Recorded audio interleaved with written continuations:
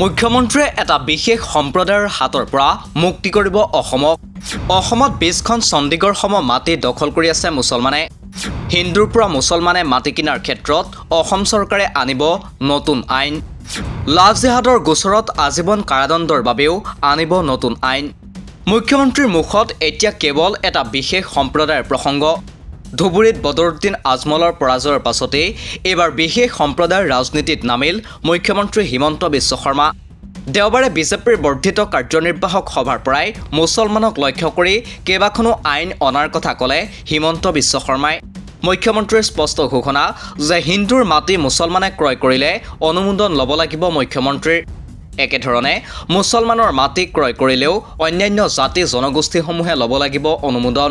অসম চৰকাৰে নতুনকৈ সিদ্ধান্ত লৈছে যে এজন হিন্দুৰ মাটি মুছলমানে কিনিবৰ বাবে আৰু এজন মুছলমানৰ মাটি হিন্দুৱে কিনিবৰ বাবে মুখ্যমন্ত্ৰীৰ অনুমোদন লোৱাৰ পিছতহে লেণ্ড চেল পাৰ্মিশ্যন হ'ব। মুখ্যমন্ত্ৰীৰ অনুমোদন লোৱাৰ পিছতহে লেণ্ড চেল পাৰ্মিশ্যন ল'ব পাৰিব। বৰ্ধিত কাৰ্যনিৰ্বাহকৰ পাছতেই মুখ্যমন্ত্ৰীয়ে ভাষণত অসমক মুছলমানৰ হাতৰ পৰা মুক্ত কৰাৰ কথাও উল্লেখ কৰে। লগতে লাভ জেহাদৰ বাবেও নতুন আইন অনাৰ কথা কয়। আমি অসমত বিশেষ সম্প্ৰদায়ৰ হাতৰ পৰা আমি মুক্তি কৰিব পাৰিছো।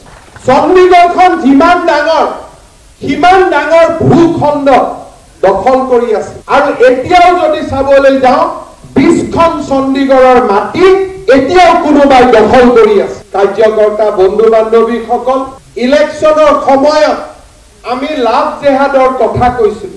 অসমত আমি অহা কিছুদিনৰ ভিতৰতে এখন নতুন আইন আনিম য'ত নেকি লাভ জেহাদৰ কাৰাদণ্ড আজীৱন কাৰাদণ্ডলৈ আমি ৰূপান্তৰ কৰিম। আনহাতে ৰাষ্ট্ৰ নিৰ্মাণৰ কথা কৈ অসমীয়াৰ অধিকাৰ কাঢ়ি অনাৰ কথা কৈ কংগ্ৰেছক তীব্ৰ সমালোচনা হিমন্ত বিশ্ব শৰ্মাৰ।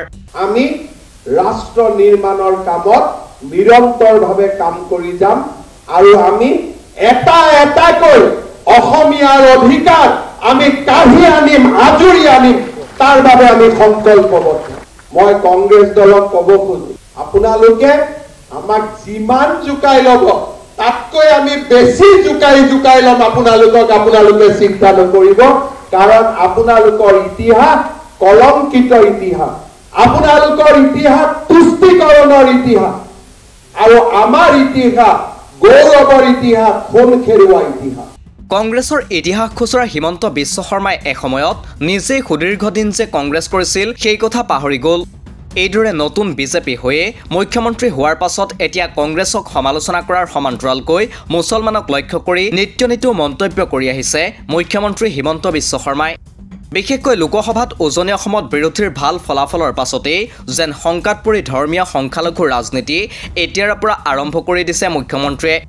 অৱশ্যে অবৈধ বাংলাদেশী আখ্যা দি ইংগিতধৰ্মী বাক্যৰে মুছলমানসকলক লক্ষ্য কৰি দিয়া মন্তব্যই কিদৰে আগন্তুক নিৰ্বাচনত প্ৰভাৱ পেলাব সেয়াহে লক্ষণীয় হ'ব। নিউজ ডেস্ক ৰিপৰ্ট, দি ক্ৰছ কাৰেণ্ট।